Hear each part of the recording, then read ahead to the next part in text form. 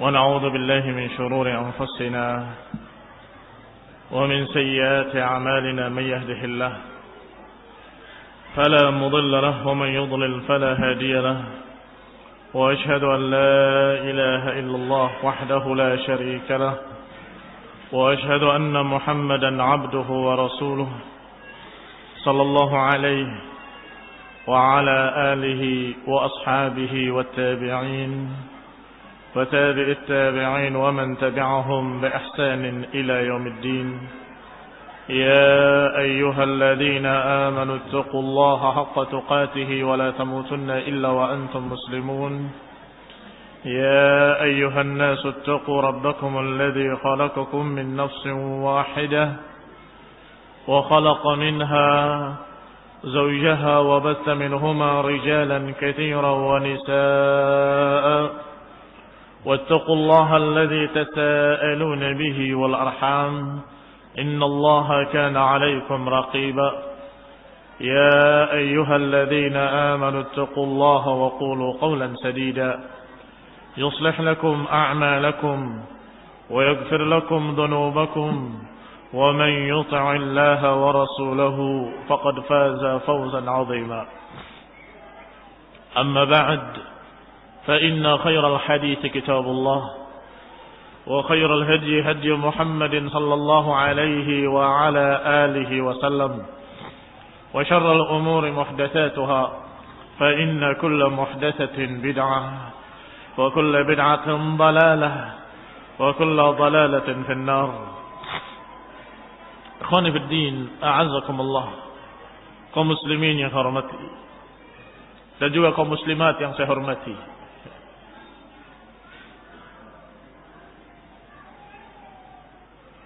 Kita akan lanjutkan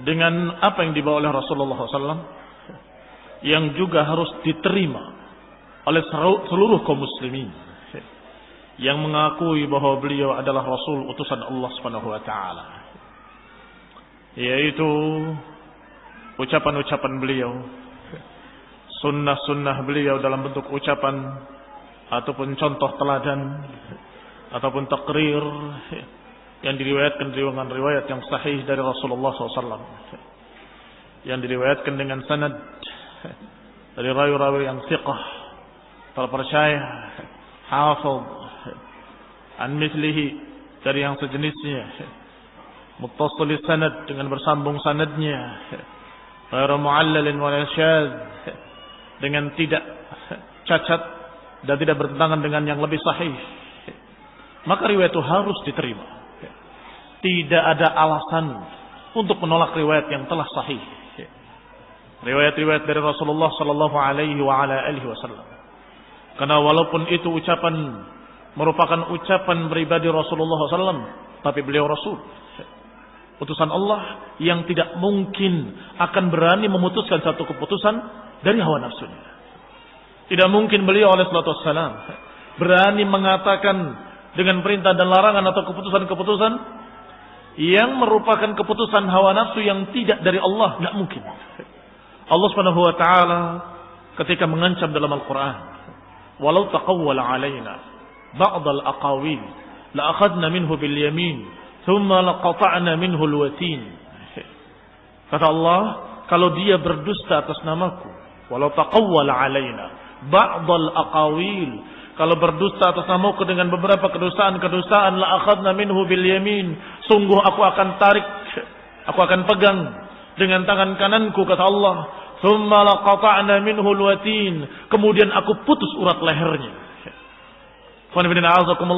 Ancaman ini, walaupun nadanya ancaman, maknanya adalah jaminan bahwa Rasulullah tidak mungkin berdusta. Kalau dia berani berdusta, kata Allah, kami akan bunuh dia, kami akan tarik urat lehernya, dan kami akan putuskan, kata Allah.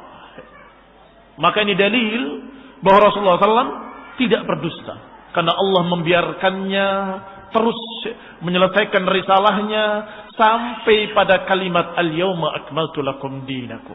Hari ini telah aku sempurnakan bagi kalian agama kalian.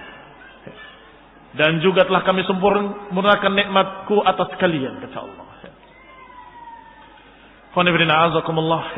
Berarti agama telah sempurna dan Rasulullah SAW diwafatkan dalam keadaan dengan ikhtiyarih. Bukan dibunuh, tapi ditawarkan. Setiap nabi ketika wafat akan ditawarkan. Apakah engkau akan hidup terus atau minta mati sekarang? Dan hampir semuanya memilih untuk mati, untuk wafat. Termasuk Rasulullah SAW. Ketika Aisyah memangku Rasulullah SAW. Ketika Aisyah radhiyallahu taala anha wa ardaha memangku Rasulullah dalam keadaan Rasulullah di akhir hidupnya. Yang dikatakan oleh Aisyah bahwa Rasulullah kepalanya baina haqinati wa dhaqinah. Haqinati wa dhaqinati, di antara lubang yang ada di tenggorokan ini dan lubang di dadanya. Maka Rasulullah SAW bersandar di Aisyah demikian. Kemudian Rasulullah menyatakan Ar-Rafiqil A'la. Ar-Rafiqil A'la. Aku memilih Ar-Rafiq Al-A'la. Memilih Allah Subhanahu wa taala. Kata Aisyah, "Idzan la yakhtaruna." Kalau begitu, dia tidak memilih kita. Yani Rasulullah tidak memilih kita, tidak memilih hidup terus bersama kita, tapi memilih Ar-Rafiqil A'la. Maka ikhwan fillah azakumullah, ini menunjukkan bahwa Rasulullah SAW benar-benar jujur terpercaya, Al-Amin. Ala ta'manuni wa ana aminun man fis sama'. Kata Nabi kepada mereka-mereka yang menentang kaum musyrikin, "Ata'manuni? Apakah kalian tidak percaya padaku? Wa ana aminun man fis sama." Apakah kalian tidak percaya padaku padahal aku adalah kepercayaan Allah yang di langit? Aminun man fis sama. Maka Rasulullah SAW di antara sifatnya Al-Amin, As-Siddiq, yang jujur terpercaya. Yang benar ucapannya, yang jujur ucapannya, tidak mungkin akan berdusta atas nama Allah. Kata Allah, kalau dia berani berdusta atas namaku akan aku bunuh dia. Ternyata Allah Subhanahu wa taala bukan membunuhnya, bahkan menawarkan mau wafat atau mau terus hidup. Maka tadi kalimat yang bentuknya ancaman sesungguhnya bukan ancaman, walaupun nadanya nada ancaman. Walau taqawwala alaina ba'dal aqawil la akhadna minhu bil yamin. Walaupun nadanya nada ancaman, tapi maknanya, wahai kaum muslimin, wahai manusia, percayalah kepadanya, dia tidak mungkin berdusta. Kalau dia berdusta, sudah aku bunuh, kata Allah. Kalau dia berani berdusta atas namaku, sudah akan aku putus lehernya atau urat lehernya. Percayalah pada dia. Dia adalah seorang yang jujur terpercaya. Jangankan berdusta. Rasulullah SAW menyatakan untuk diri pribadinya saja. Kalau itu keliru, Allah tegur langsung. Allah tegur. Bukan berdusta. Bukan berdusta atas nama Allah, tidak. Hanya masalah pribadi untuk pribadinya. Ketika terjadi perselisihan di antara istri-istrinya.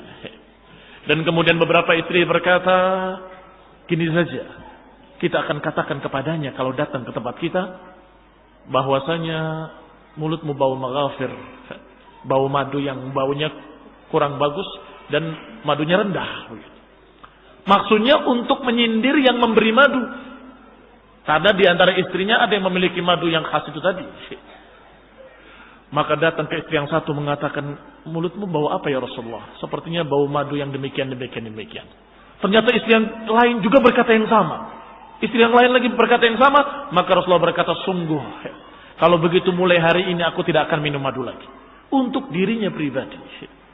Sudah Allah tegur min fauqi sab'i samawat. Sudah Allah tegur dari atas 7 lapis langit, dari Allah, dari atas arasnya. Allah turunkan wahyu, Allah turunkan dalil ayat Al-Quran.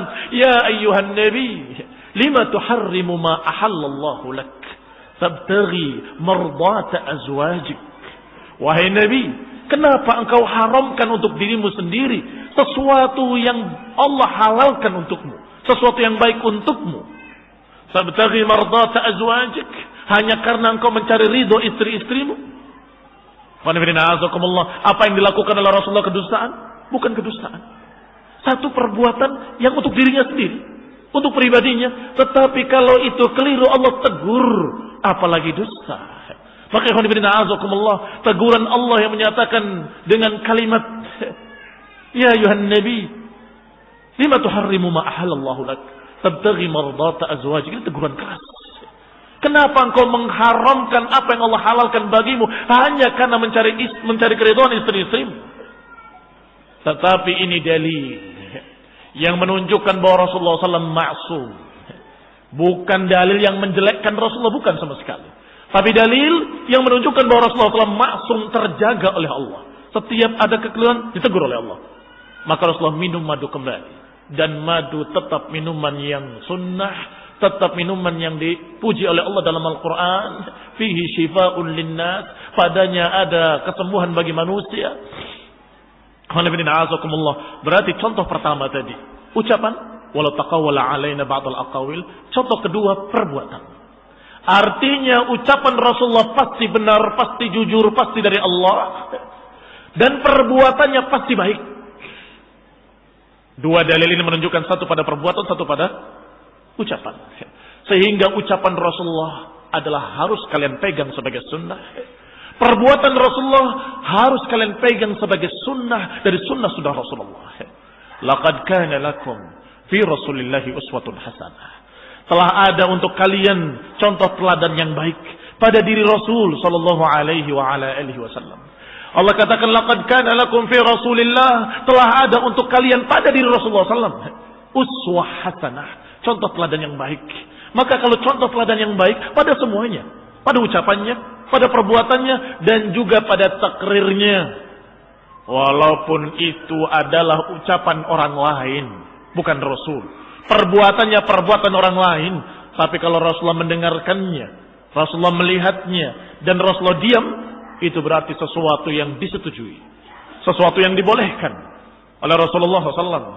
Ketika para sahabat berbicara tentang Utsman radhiyallahu ta'ala anhu, ketika mulai muncul para pemberontak yang mencaci maki Utsman ibn Affan, apa kata para sahabat? Kunna naqulu wa Rasulullah hayyun afdalu ummati nabi ba'dahu Abu Bakr thumma Umar thumma Utsman. Kata mereka, di antaranya kata Abdullah bin Umar, menyatakan atas nama sahabat, kunna naqulu, kami ma'syarat sahabah, kami para sahabat berkata wa Rasulullah hayyun, dan Rasulullah masih hidup, bahwa sebaik-baik manusia setelah nabinya adalah Abu Bakar, kemudian Umar, kemudian Utsman. Apa yang dimaksud oleh Ibn Umar dan para sahabat? Yang dimaksud bahwa kami menyatakannya di hadapan Rasulullah. Rasulullah mendengar, Rasulullah tahu, tapi Rasulullah diam, berarti Rasulullah setuju dengan apa yang kita ucapkan. Kunna naqulu wa Rasulullah hayyun. Kami mengatakan dengan kalimat tadi, Rasulullah masih hidup. Masih ada di tengah-tengah kami, mendengar ucapan kami, tahu ucapan kami. Berarti menurut mereka, menurut para sahabat, para salafus saleh, bahwa apa yang Rasulullah biarkan, apa yang Rasulullah setujui, maka itu pun termasuk sunnah dari sunnah Rasulullah sallallahu alaihi wa ala alihi wasallam. Kalau begitu, tiga perkara: ucapan Rasulullah, perbuatan Rasulullah, dan juga apa yang disaksikan oleh Rasulullah, yang disetujui oleh Rasulullah, ketiga-tiganya adalah sunnah yang dibawa oleh Rasulullah SAW sebagai dalil atau sebagai hujjah buat kalian, sebagai agama, sebagai din. Karena Allah Subhanahu wa taala menyatakan dalam Al-Qur'an tidak sekali, tidak dua kali, sekian kali Allah katakan, "Athi'ullah", taatilah Allah, wa athi'ullah war rasul, taatilah Allah dan Rasul, la'allakum turhamun. Ayat yang tadi kita baca pada sesi pertama, ittabi'u, ikutilah Al-Qur'an yang dibawa oleh Rasulullah SAW, la'allakum turhamun, niscaya kalian akan mendapatkan rahmat.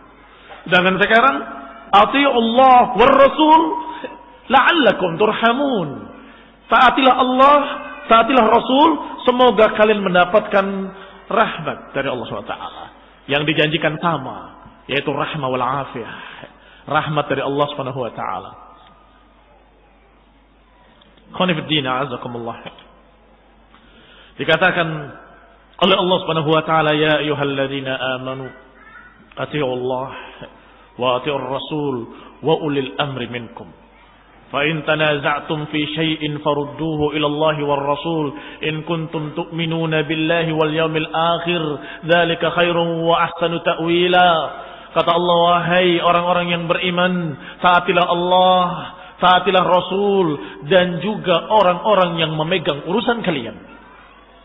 Taatilah Allah secara mutlak dan taatilah Rasul juga secara mutlak. Kemudian Allah katakan dengan wawul ataf tanpa mengulangi kalimat ati'u. Ati'u Allah wa ati'ur Rasul. Wa ulil amri, tidak disebut lagi kalimat wa ati'u. Karena kata para ulama bahwa mentaati ulil amri yang memegang urusan kalian, mentaati penguasa kalian, itu dalam keadaan tidak mutlak tapi tergantung. Ngikut pada ketaatan Allah dan ketaatan Rasulnya SAW. Tetapi ketika perintahnya taat pada Allah dan taat pada Rasul, diulangi kata ati'u Allah wa ati'ur Rasul. Taatilah Allah dan taatilah Rasul. Maka ikhwan fillah azakumullah, karena Rasulullah SAW tadi sudah dikatakan tidak mungkin mengucapkan dari hawa nafsunya, la yantiqu anil hawa in huwa illa wahyun yuha. Dan Allah menyatakan dengan tegas, kalau berani dia berdusta atas namaku, akan aku bunuh dia.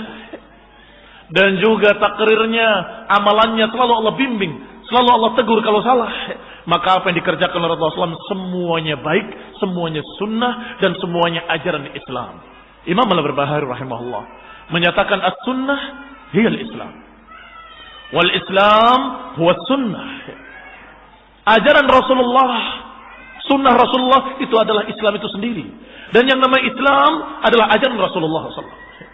Kalau kita bertanya apa itu Islam, kayak apa Islam, seperti apa Islam, kita katakan perbuatan Rasulullah, ucapan Rasulullah, dan apa yang disetujui oleh Rasulullah, seluruhnya Islam. Sehingga ketika ditanya kepada Aisyah bagaimana akhlak Rasulullah, tingkah laku dan perangnya Rasulullah, dijawab khuluquhul Quran. Akhlaknya adalah Al-Quran. Karena memang apa yang dikerjakan oleh Rasulullah, yang diperbuatnya, sikapnya, perangainya, semuanya cerminan dari Islam. Kalau kita mau melihat Al-Quran berjalan, ya Rasulullah SAW. Nggak tepat kalau kita katakan tentang orang lain dengan mengatakan Quran yang berjalan. Nggak pas. Ghulu, berlebih-lebihan. Hasan al-Banna, kalau engkau lihat dia berbicara, seakan-akan Quran punya lidah. Kalau dia berjalan, seakan-akan Quran punya kaki. Kalau dia dalam keadaan begini dan begitu, semuanya Islamun abadan. Masya Allah. Apa enggak salah? Apa enggak keliru? Mestinya kau ucapkan yang seperti itu kepada Rasul. Kalau Rasulullah berbicara, itu adalah Quran. Ketika Rasulullah berbuat, itu adalah cerminan Al-Quran. Khuluquhul Quran. Karena akhlak Rasulullah dari awal sampai akhirnya tidak terkecuali. Semuanya Quranun abadan. Semuanya Quran yang murni seluruhnya. Sehingga kalau kita mau tahu Quran ini ketika diterapkan secara sempurna, seperti apa jadinya? Seperti Rasul sallallahu alaihi wa ala alihi wasallam. Kalau diterapkan, dicerminkan dalam bentuk nyata, seperti apa? Seperti Rasul sallallahu alaihi wa ala alihi wasallam. Sehingga Allah Subhanahu wa taala menyatakan dengan kalimat ati'ullah wa ati'ur Rasul.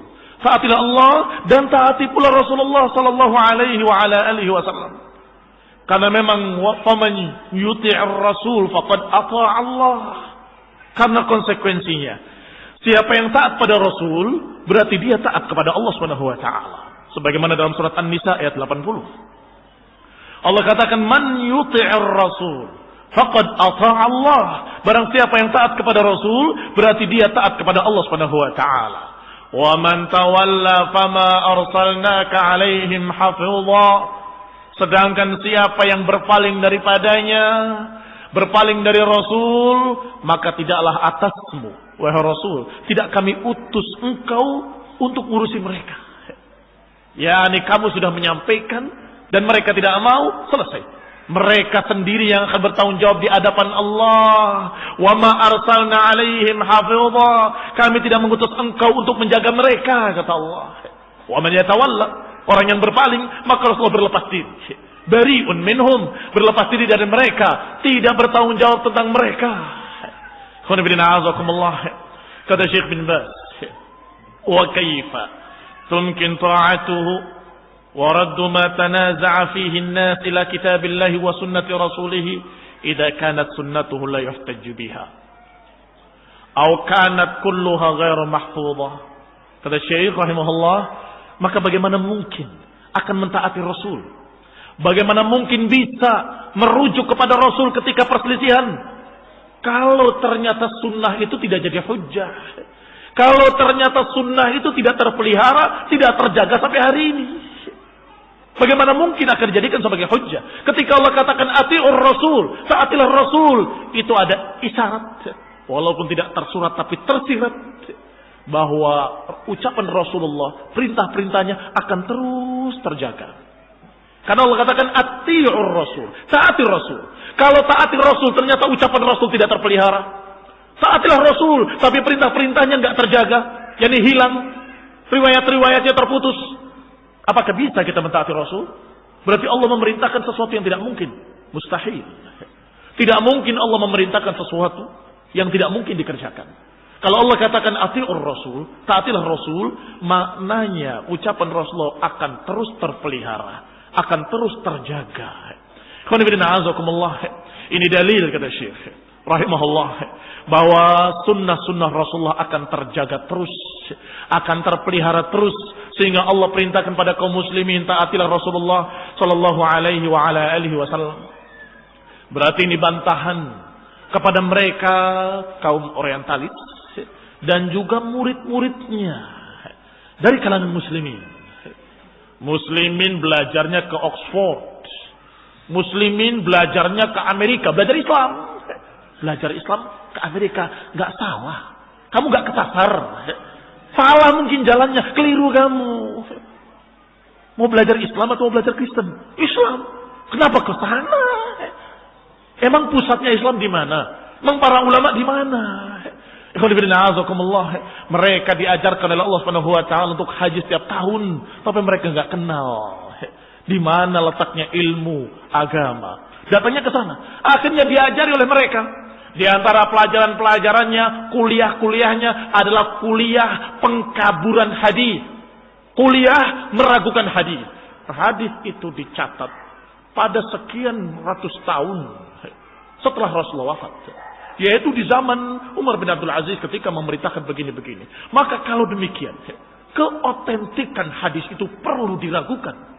Apalagi munculnya pendusta-pendusta yang banyak bermunculan. Bahkan sejak zaman pertama sudah muncul pendusta dalam sejarah Islam. Yaitu Abu Hurairah katanya. La haula wa la quwata illa billah. Habis. Murid-murid yang dungu tadi, yang kesasar tadi, manggut-manggut kepalanya. Ini ilmu baru. Nanti saya sampaikan pada mereka tuh. Yang terlalu kaku dengan sunnah. Itu tuh di sana. Di Manuan sana itu. Perlu diperingatkan, kamu hadis. Padahal hadis itu nggak otentik. Dicatat demikian. Loh, sebentar. Kamu belajar sama siapa? Saya doktor. Saya sudah gelar profesor sekarang. Bahkan saya sudah menjadi rektor di Universitas UIN. Padahal kalau dia tidak perlu jadi profesor, nggak perlu. Belajar sedikit saja tentang hadis. Dia akan mendapatkan riwayat-riwayat hadis. Riwayat dari Abdullah bin Amr bin As yang menyatakan kunna naktubu kulla syai'in sami'tuhu min Rasulillah.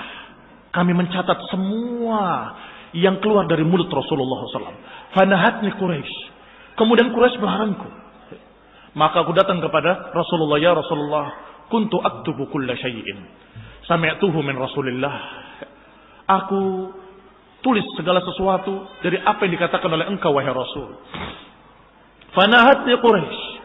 Tiba-tiba Quraisy melarangku dan berkata, "Inna Rasulullah bashar yatakallam fi ghadabin wa ridha." Sungguhnya Rasulullah manusia, berbicara kadang marah, kadang ridha. Aku dilarang untuk mencatat dengan alasan Rasulullah manusia, berbicara kadang marah, kadang ridha. Jangan dicatat seluruhnya. Kata Rasulullah SAW, fa'aumaha bi asbu'ihi ila fihi, mengisyaratkan dengan jarinya ke mulutnya dan kemudian berkata, uktub walladzi nafsi biyadihi ma kharaja minhu illa haqq. Tulis, tidak keluar dari mulut ini kecuali hak. Maka Abdullah bin Amr bin As mencatat hadis dalam keadaan Rasulullah masih hidup. Dan catatannya dikatakan as-sadiqah. Dan catatan itu dikabarkan dalam riwayat yang sahih dari Abu Hurairah radhiyallahu taala anhu. Dia menyatakan tidak ada seorang pun yang lebih banyak hadisnya daripadaku melainkan Abdullah bin Amr bin As. Karena dia menulis, aku tidak menulis. Dia menulis, aku tidak menulis. Maknanya Abu Hurairah mengetahui bahwa Abdullah bin Amr bin As menulis hadis. Apakah bertentangan dengan larangan Rasulullah menulis hadis ketika Rasulullah hidup? La taktubu anni ghairal Qur'an, faman yaktub anni ghairal Qur'an falyamhuh. Jangan kalian tulis selain Quran. Barang siapa yang menulis selain Quran, maka hendaklah dia menghapusnya. Apakah bertentangan dengan hadis ini? Tidak bertentangan. Itu adalah larangan umum sehingga para sahabat semuanya mencatat Quran. Tetapi Abdullah bin Amr bin As dikatakan Rasulullah SAW dengan isyarat ke mulutnya, "Walladzi nafsi biyadihi, ma kharaja minhu illa haq." Tulis. Tidak keluar dari mulut ini kecuali kebenaran. Artinya marah maupun ridha, ucapan Rasulullah tetap hak. Catat. Tulis semua. Sehingga hikmahnya tetap terjaga. Yaitu terpisahnya Quran dengan hadis. Yang lain menulis hadis, menulis Quran, sedangkan beliau Abdullah bin Amr bin As menulis hadis. Demikian pula ketika ada seorang yang meminta kepada Rasulullah, "Ya Rasulullah," namanya Abu Syah, "Uktubuli," tuliskan untukku khutbah tadi. Khutbah terakhir Rasulullah SAW. Tuliskan untukku khutbah tadi. Kata Rasulullah SAW, "Uktubu li Abi Syah." Tulislah untuk Abi Syah. Disuruh untuk menulis untuk Abu Syah. Berarti ditulis atau belum ditulis hadis? Sudah ditulis khutbah Rasulullah. Sudah ditulis ucapan-ucapan Rasulullah. Apalagi setelah Rasulullah wafat.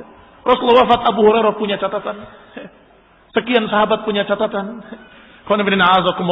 Dan catatannya terpelihara. Bahkan sebagiannya masih ada di sana. Di barat sana.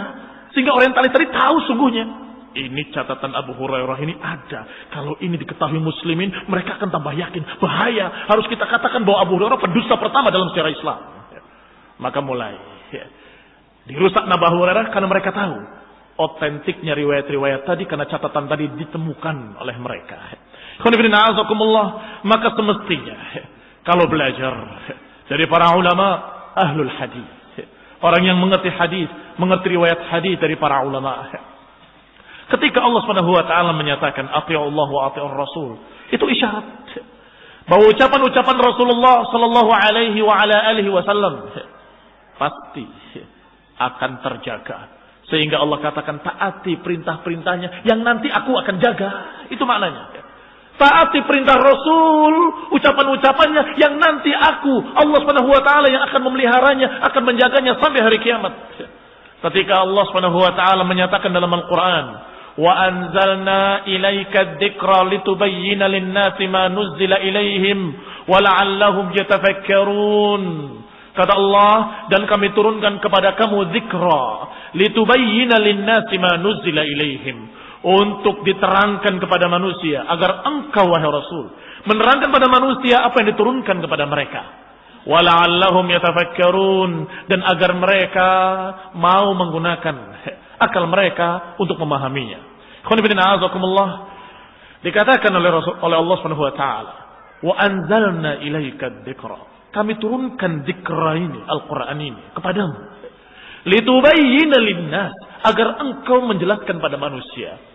Berarti status Rasulullah sebagai penjelas, penjabar yang menerangkan makna-makna Al-Quran, yang menerangkan makna-makna ayat-ayat dalam Al-Quran. Sehingga kalau Allah pelihara Al-Quran, pasti Allah akan pelihara pula penjelasannya. Apakah dipelihara Al-Quran, kemudian kita terima dalam keadaan kalimat-kalimat tak terpahami? Kalimat-kalimat seperti bahasa Sanskerta. Siapa yang paham? Gak tahu, keluar, gak ngerti apa ini maksudnya. Tidak. Allah ketika mengatakan inna nahnu nazzalna dzikra wa inna lahu lahafidhun. Sungguh kami yang menurunkan dzikra ini, Al-Quran ini. Dan kami yang akan menjaganya, kata Allah. Kami yang menurunkan dzikra ini dan kami yang akan menjaganya. Tayyib, kalau Allah menjaga Al-Quran ini, dzikra ini, apakah menjaga lafaz-lafaznya saja? Apakah Allah menjaga kalimat-kalimatnya saja? Alif, lam, mim. Kemudian tidak dipaham. Allah tidak jaga penjelasannya. Allah tidak jaga bahasa Arabnya. Barang siapa yang menyangka seperti ini, berarti faqad sa'adhan.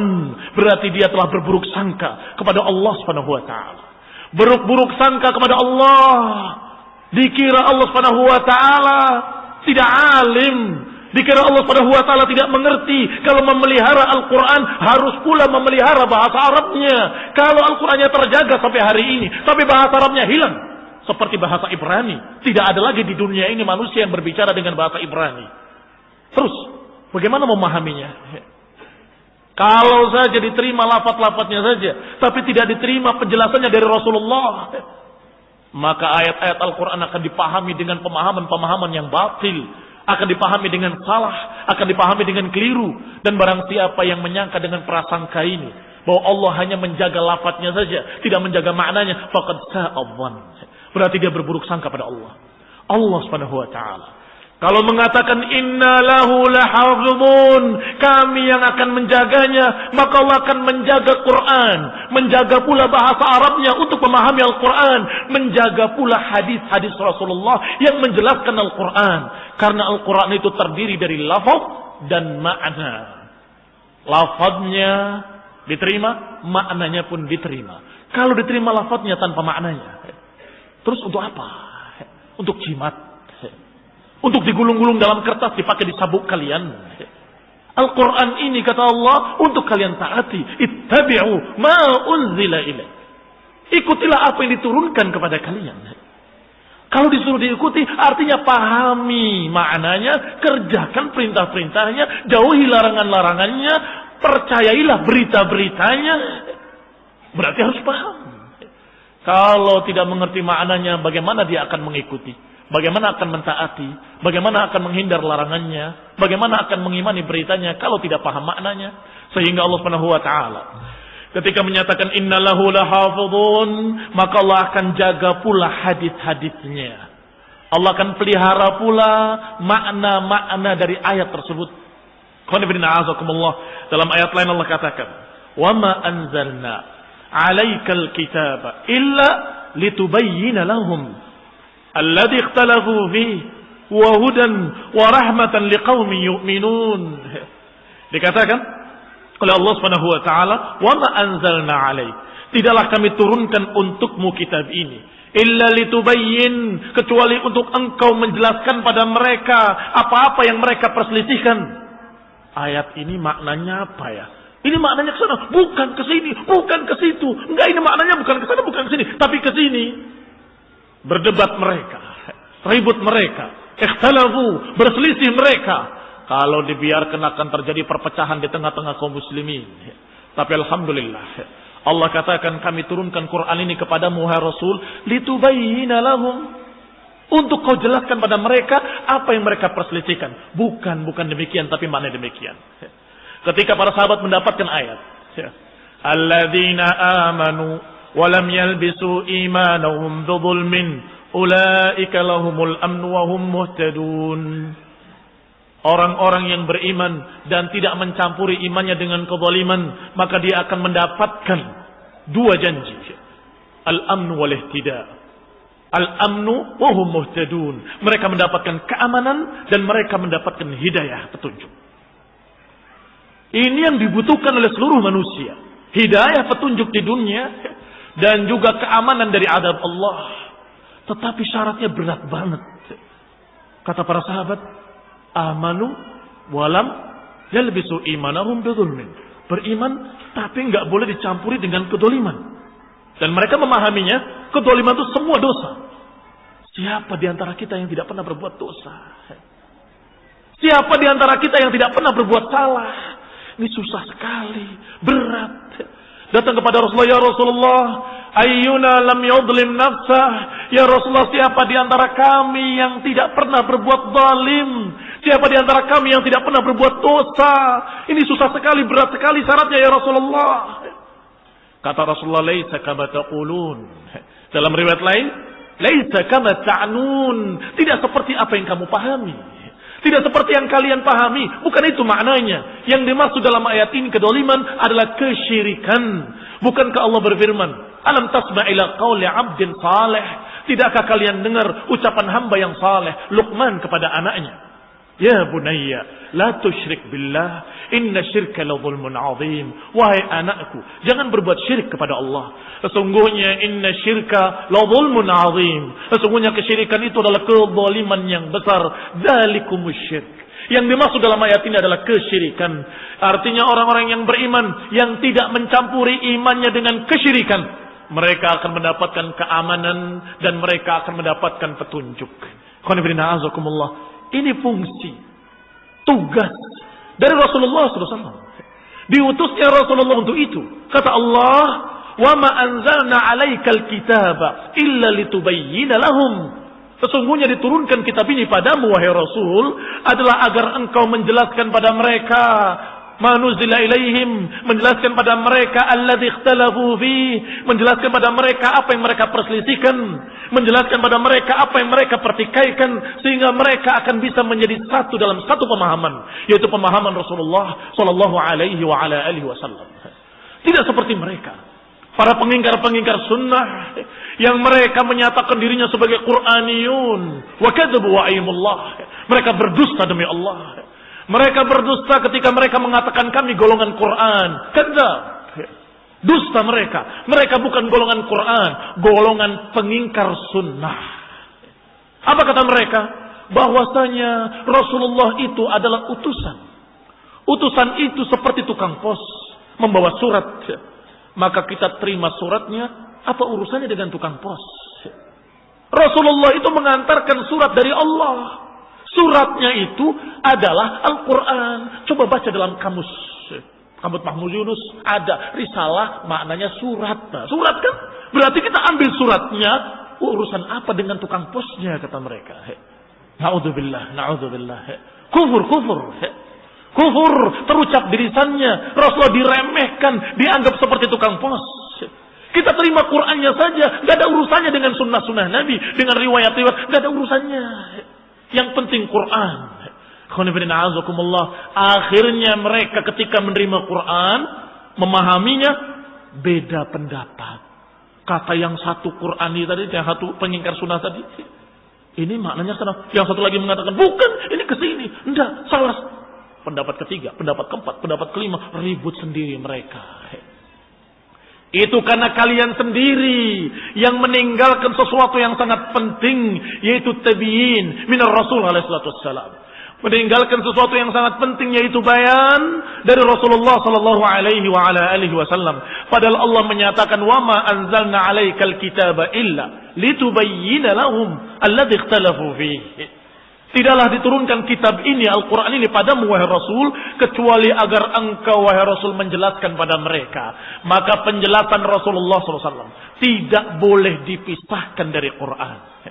Al-Quran dan sunnah, Al-Quran dan penjelasan dari Rasul, Al-Quran dan prakteknya dari Rasulullah SAW adalah dua perkara yang mutalaziman. Syai'ani mutalazimani la yaftariqan.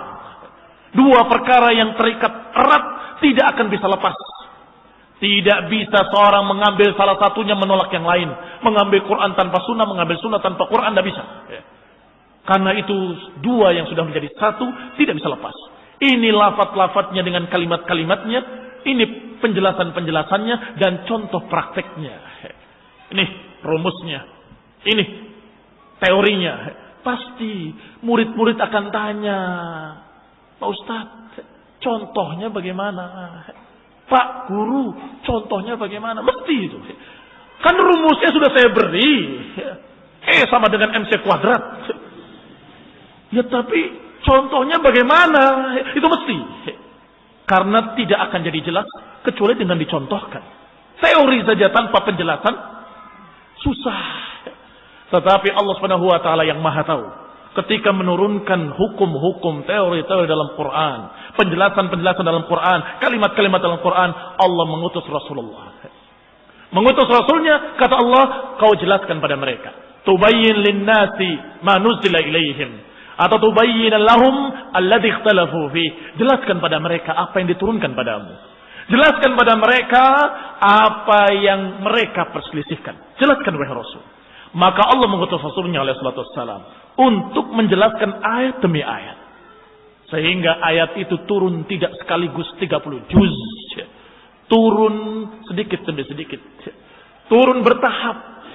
Sekian ayat, sekian ayat, sekian ayat, sekian ayat. Sampai ayat terakhir. Karena butuh penjelasan bukan hanya dengan lidah Rasulullah menjelaskannya dengan lidahnya dan dengan perbuatannya. Maka ketika sahabat mendengarkan dari Al-Quran, irka'u ma'ar raqi'in, ruku'lah bersama orang yang ruku'. Fasjudu lillahi wa'budu, sujudlah kepada Allah dan beribadahlah. Dan Allah memerintahkan lagi, wa qumu lillahi qanitin, nyuruh sujud, nyuruh ruku', nyuruh berdiri. Gimana caranya? Rasulullah SAW mempraktikkan salat. Oh begitu. Ini maksudnya. Salat maksudnya.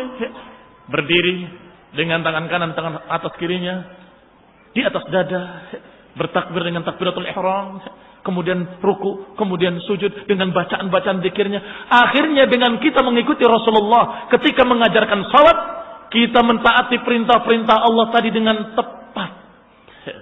Tepat. Ketika Allah katakan wasjudu lillahi wa'budu, sujudlah, beribadahlah pada Allah. Sudah sujud dalam salat kita. Allah katakan warka'u ma'ar raqi'in, ruku'lah bersama orang yang ruku, sudah dalam salat kita. Qumu lillahi qanitin, berdirilah menghadap Allah dengan khusyuk, sudah dalam salat kita. Alhamdulillah, ketika Allah menyatakan sabbih isma rabbikal a'la, bertasbihlah dengan memuji Allah yang paling tinggi, sudah dalam salat kita. Subhana rabbiyal a'la, fasabbih bismi rabbikal azim, bertasbihlah dengan memuji Allah yang maha agung, sudah dalam salat kita. Subhana rabbiyal azim, subhana rabbiyal azim. Masya Allah, kalau saja tidak dicontohkan oleh Rasulullah, mungkin kita ruku dulu baru berdiri, atau sujud dulu baru berdiri, atau dipisah-pisah. Sekarang lagi berdiri terus, besok sujud terus, besoknya lagi ruku terus. Kamu lagi apa? Saya lagi mentaati ayat ini. Kasihan. Kamu nggak ngerti caranya. Ini caranya. Rasulullah mengajarkan rincian-rinciannya. Walhamdulillahirabbil alamin. Ayat yang tidak bisa terpahami dengan hadis. Ayat yang sulit dijelaskan oleh Rasulullah SAW. Yang mujmal ada tafsil, ada rincian. Yang tadinya am ada mukhassis. Yang tadinya mutlak ada taqyid. Masya Allah. Itu Rasulullah SAW memang diutus untuk itu. Diutus untuk menjelaskan Al-Quran dengan ucapannya dan sekaligus dengan perbuatannya. Maka Rasulullah SAW salat di mimbar. Salat di mimbar. Jadi mimbar Rasulullah 3 tingkatan. Naik tangga. Salat sehingga terlihat dari belakang. Untuk mengajari mereka. Dan kemudian Rasulullah mengatakan, sallu kama ra'aitumuni usalli. Salatlah kalian sebagaimana kalian melihat aku salat. Kalau pengingkar-pengingkar sunnah membaca aqimis salah, dirikanlah salat, atau sallu, salatlah, mereka akan berkata salat dalam kamus artinya doa. Maka doa saja cukup, nggak perlu sujud, nggak perlu ruku. Lihat bodohnya mereka. Menjadi Qur'aniyun saja sudah salah. Yani kalau saja baca Quran saja belum sunnah. Di Quran betapa banyaknya perintah untuk ruku dan sujud kan? Tetapi apa kata mereka para pengingkar sunnah? Kamu itu sujud dan ruku nyembah tembok, kata mereka. Na'udzubillah, kafirnya mereka. Mereka menyatakan bahwa orang-orang yang sholat ini hanya nyembah tembok. Kalau saya sholatnya lebih banyak dari kalian, katanya. Saya sholat setiap saat karena saya doa pada Allah setiap saat. Dan doa itulah sholat. Sholat yusolli artinya da'a yad'u. Doa cukup dengan doa. Ya lughatan. Secara bahasa memang bermakna doa. Tapi doa yang diajarkan oleh Rasulullah adalah dengan cara begini. Sehingga salat dalam makna doa ada.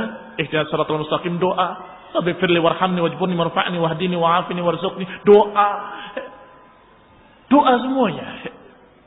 Tetapi kita langsung mentaati pula perintah Allah yang lain. Warka'u wasjudu qumu lillahi qanitin. Kita mentaati semua perintah-perintah Allah secara lengkap dalam satu ibadah yang namanya salat yang diajarkan oleh Rasulullah SAW. Inilah Allah Subhanahu wa taala mengutus Rasulnya sallallahu alaihi wasallam untuk itu. Untuk menjelaskan semua apa yang terdapat dalam Al-Qur'an. Maka mereka para pengingkar sunnah itu ketika mereka salah menafsirkan ayat demi ayat, mereka merasa yakin itu benar. Bahkan jadinya mereka justru mencemoohkan sunnah-sunnah. Melecehkan ibadah-ibadah. Kita sedang puasa. Tidak makan, tidak minum siang hari. Mereka tenang-tenang merokok. tenang-tenang makan dan minum. Ngapain kamu lapar-lapar? Ngapain kamu nggak minum, nggak makan? Loh, kamu bukan muslim? Puasa dong. Ini kan bulan puasa. Loh, saya puasa. Dan saya puasa lebih banyak dari kamu, katanya para pengingkar sunnah. Kata mereka, namanya puasa itu dalam kamus adalah imsak. Imsak itu menahan diri. Saya sudah menahan diri. Bahkan saya setiap hari menahan diri dari sesuatu yang haram, katanya. Itu cukup, itu namanya puasa. Bukan puasa itu berlapar-lapar. Kata siapa itu? Berarti Quran aja gak ngerti. Dalam Quran ada perintah untuk jangan makan, jangan minum. Sampai datang malam. Dan ketika malam silahkan makan dan minum. Hatta yatabayyan al-khayt al-aswad. Khayt al-abyad min al-khayt al-aswad min al-fajr. Sampai terjadi perbedaan munculnya fajar. Berarti Quran aja nggak ngerti mereka. Kalaupun mereka baca Quran, mereka memahaminya dengan pemahaman-pemahaman yang aneh. Padahal Allah Subhanahu wa taala mengancam mereka-mereka yang memperolok-olokkan agama, yang memperolokkan hadis Rasulullah, mengejek ibadah, mengejek Rasul. Kata Allah Subhanahu wa taala dalam ayatnya, "Abillahi wa ayatihi wa rasulihi kuntum tastahzi'un, la ta'tadiru. Qad kafartum ba'da imanikum." Kata Allah, apakah kalian dengan Allah dan Rasulnya dan ayat-ayatnya kalian memperolok-olokkan, menjadikannya bahan tertawaan? La ta'tadiru qad kafartum ba'da imanikum. Jangan cari-cari alasan, kalian telah kafir setelah iman kalian. Bagaimana tidak kafir? Bukannya taat kepada Allah untuk sholat dan puasa, malah mentertawakan sholat, mentertawakan puasa. Sholat kamu itu hanya nyembah tembok, kata mereka. Untuk apa? Tungkal-tungkul nyembah tembok. Yang puasa ditertawakan pula. Innalillah. Padahal ketika Allah SWT berbicara dalam Al-Quran tentang sifat-sifat tadi, memperolok-olokkan, mentertawakan, itu justru ciri-ciri orang kafir. Innal ladina ajramu kanu minal ladina amanu yadhakun. Orang-orang mujrimun itu, orang-orang kafir itu dulu di dunia mereka mentertawakan orang-orang yang beriman. Lihat, mereka yang mentertawakan orang beriman di zaman Rasul siapa? Musyrikin. Siapa yang mentertawakan para sahabat? Siapa yang mentertawakan orang-orang mukmin? Orang-orang kafir di zaman Rasul. Tetapi di zaman sekarang orang mengaku muslimin mentertawakan sholat, mentertawakan ibadah, mentertawakan jilbab, mentertawakan baju sunnah, jubah, gamis. Dikatakan ada apa kamu pakai rok sampai tertawa-tertawa? Astagfirullahaladzim. Dulu yang kayak gini ini orang kafir. Sekarang kok orang ngaku muslimin ngomong seperti itu? Apa enggak bercermin dia? Siapa dirinya? Apakah dia nggak berpikir kalau itu mencela Rasulullah? Karena Rasulullah menyatakan pakaian yang paling aku sukai adalah qumsan. Pakaian yang paling disukai adalah qumsan, gamis, jubah-jubah putih. Kalau begitu, mereka mentertawakan bukan mentertawakan kita sesungguhnya. Mentertawakan Rasulullah dan ajaran Rasulullah. Mentertawakan ibadah kepada Allah. Maka sungguh, kata Allah, Allah mengancam mereka-mereka yang dulu di dunia. Lilladzina amanu yadhaku, mentertawakan orang beriman, wa idza marru bihim yataghammazun, yang selalu memperolok-olokkan dan mentertawakan orang-orang beriman nanti. Fal yaum, maka hari ketika dibangkitkan nanti orang-orang beriman akan mentertawakan mereka. Alal araiki yadhakun, mereka duduk di dipan-dipannya dalam jannah mentertawakan orang kafir yang sedang dibakar. Sekarang kalian rasakan akibat ucapan-ucapan kalian. Sekarang rasakanlah apa yang merupakan akibat dari perbuatan kalian di dunia. Meremehkan sunnah, meremehkan ajaran Rasulullah, meremehkan ajaran Islam. Allah Subhanahu wa taala menyatakan pula, innahu kana fariqun min ibadi yaqulun rabbana amanna faghfir lana warhamna wa anta khairur rahimin fattakhadtumuhum sikhriya. Kata Allah, sesungguhnya ada sekelompok dari hamba-hambaku yaqulun, mereka berkata, rabbana amanna faghfir lana, wahai Rabb kami beriman kepadamu, maka ampunilah kami, warhamna, maafkanlah kami, rahmatilah kami, wa anta khairur rahimin, sesungguhnya engkau adalah sebaik-baiknya memberikan rahmat. Fattakhadtumuhum sikhriya, apakah kemudian kalian menjadikan mereka sebagai bahan olok-olok, mentertawakan mereka, hatta antau dzikri, hingga antaukum dzikri, hingga kalian lupa terhadap zikir padaku. Wa kuntum minhum tadhakun, dan kalian mentertawakan mereka. Ini Allah berbicara tentang orang-orang kafir, para munafikin dan orang-orang musyrikin, yang mereka ketika melihat orang beriman ditertawakan. Bahkan munafikin mengatakan di hadapan mereka, amanna. Wa idza khalau ila syayatinihim, kalau sudah berpaling ke setan-setan mereka, grup mereka berkata, inna ma'akum innama nahnu mustahzi'un, kami bersama kalian tetap. Kami tetap kafir bersama kalian. Kami tadi hanya main-main, mentertawakan mereka, membikin main-main mereka. La haula wala quwata illa billah. Kata mereka bahwa kami hanya mustahzi'un, hanya memperolok-olok mereka. Apakah sifat-sifat orang kafir sudah diikuti orang-orang yang mengaku muslimin? Sudah mulai dijalani oleh orang-orang yang mengaku muslimin? Suruh perhatikan lagi mereka, syahadat mereka yang kedua. Suruh mereka koreksi kembali syahadat asyhadu anna Muhammadan abduhu wa rasuluh. Perhatikan kembali persaksian mereka, bahwa mereka bersaksi bahwa Nabi Muhammad SAW adalah utusan Allah. Kalau jujur mengatakan bahwa Rasul utusan Allah, maka harus terima sunnah-sunnahnya. Kalau jujur kalian mengakui beliau adalah utusan Allah yang mulia, maka hormatilah sunnah-sunnahnya, muliakanlah ajarannya, teladanilah contoh-contohnya. Itu konsekuensi dari kalimat asyhadu anna Muhammadan Rasulullah. Konsekuensi dari syahadat kedua yang harus ada pada setiap muslim. Sama seperti kejadian pada nabi-nabi sebelumnya. Nabi Nuh alaihissalam, Allah Subhanahu wa taala perintahkan untuk membuat kapal. Wa yasna'ul fulka wa kullama marra alaihi mala'un min qaumi sakhiru min. Ketika Nuh alaihissalam menjalankan perintah Allah membuat kapal, tidaklah orang-orang musyrik tadi melewati Nabi Nuh kecuali mentertawakan. Ada apa kamu membuat kapal di puncak gunung? Bikin kapal itu di pantai. Ditertawakan. Nabi Nuh tetap istiqamah di atas perintah Allah. Demikianlah kaum muslimin. Kita melaksanakan perintah Allah, melaksanakan perintah Rasulnya, walaupun mereka memperolok-olokkan, tetap kita istiqamah. Jangan terpengaruh dengan ocehan mereka. Jangan terpengaruh dengan ocehan mereka yang menyatakan itu kuno, terbelakang, kaku, jumud, dan seterusnya. Itu ocehan-ocehan mereka yang tidak ada nilainya. Nggak ada nilainya, bahkan tidak senilai gonggongan anjing sekalipun. Ya, ini dalam pepatah bahasa Indonesia. Pepatah kita, pepatah kalian sendiri. Anjing menggonggong kafilah tetap berlalu. Kalau kafilah itu jalan anjing menggonggong lagu, ini jalannya bener enggak ya? Kenapa? Anjingnya menggonggong.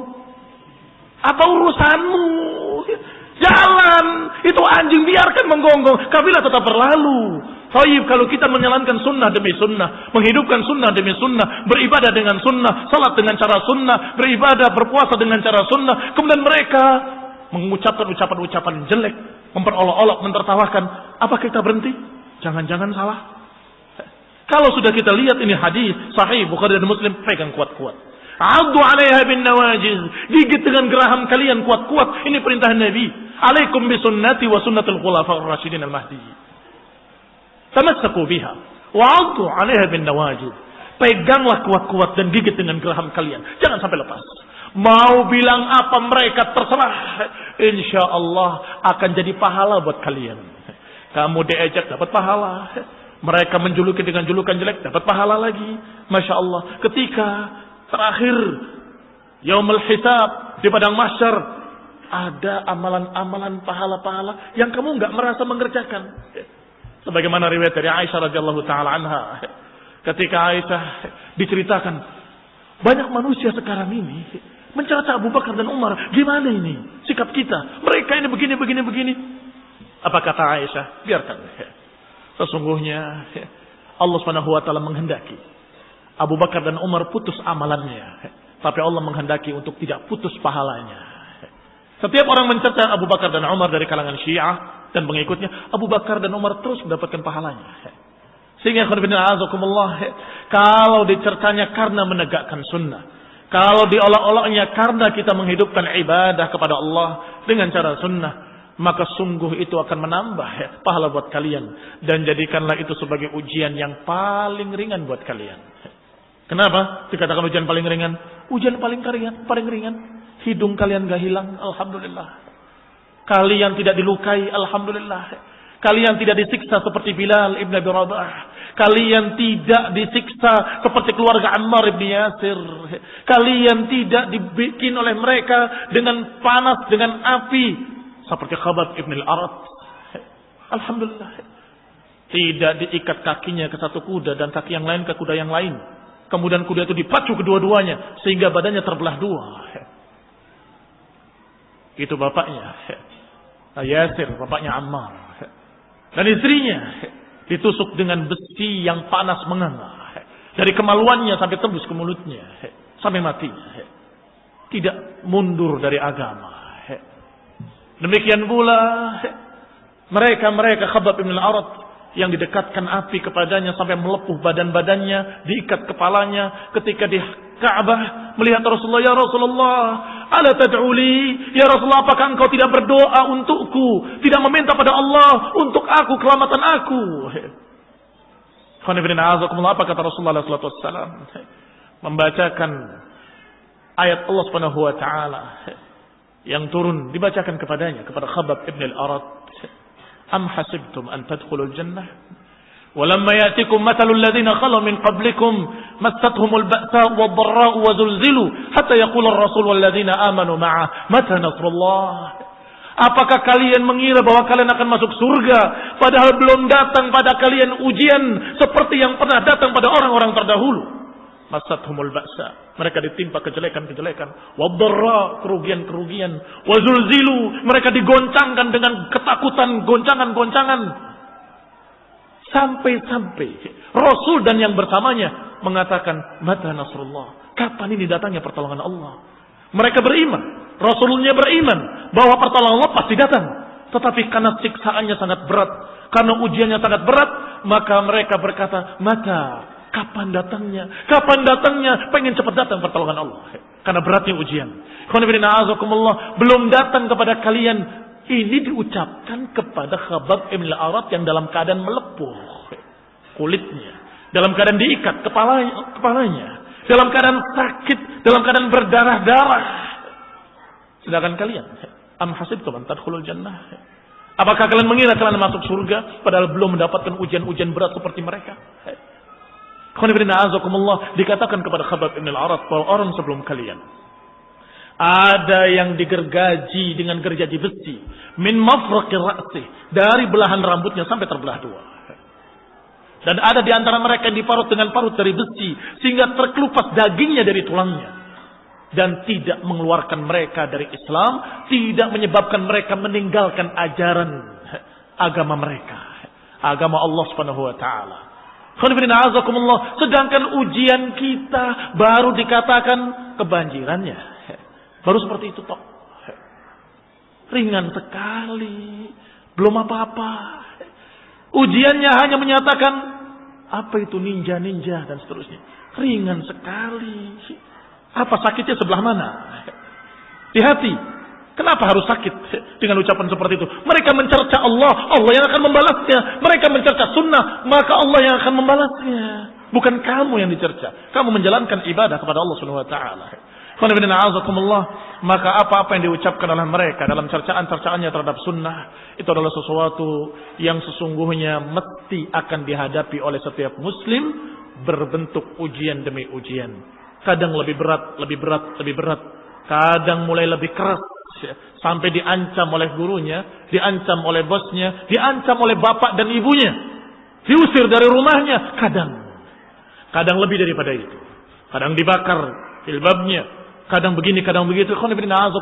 Sesungguhnya hanya satu masalah yang perlu diingatkan kepada mereka kaum muslimin. Satu masalah yang harus diingatkan, yaitu masalah persaksian yang kedua. Mana bukti persaksian bahwa kita mempersaksikan bahwa Nabi Muhammad adalah utusan Allah?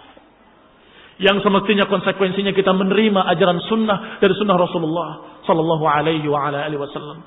Maka semestinya kalau kamu merasa aneh, tanya apa dalilnya. Kalau dijawab, bagaimana derajatnya? Kalau dijawab itu sahih, maka tidak ada kata lain kecuali sami'na wa ata'na. Enggak ada ucapan lain kecuali kami tunduk, kami taat, karena itu dari Rasulullah SAW. Kalau dari Rasul, berarti dari Allah Subhanahu Wa Taala.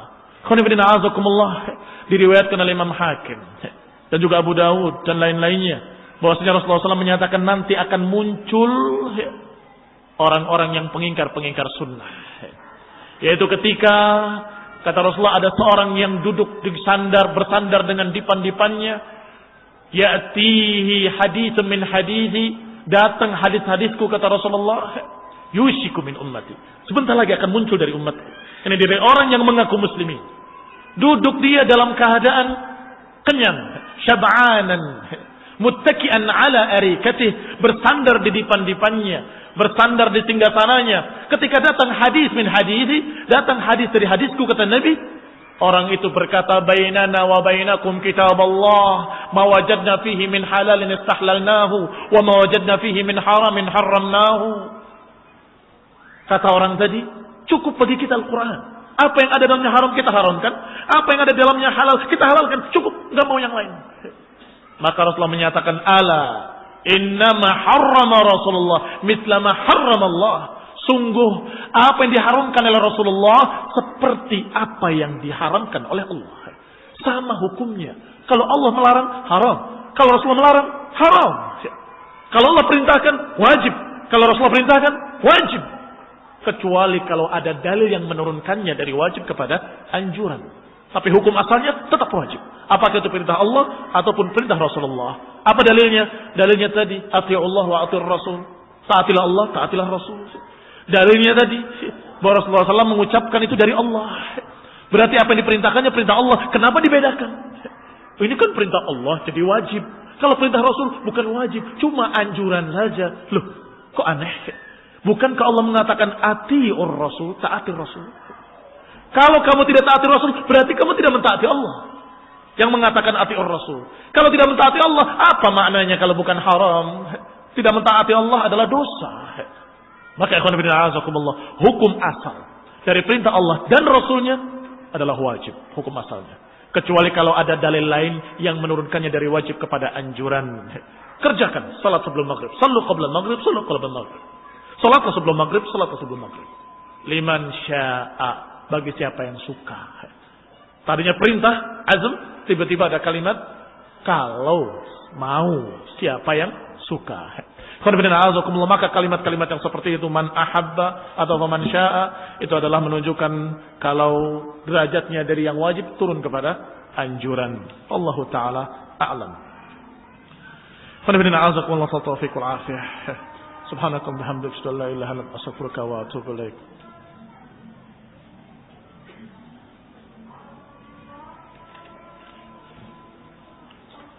Walafu minkum alal italah. Afwan, kepanjangan. Waktu buat pertanyaannya nggak kebagian.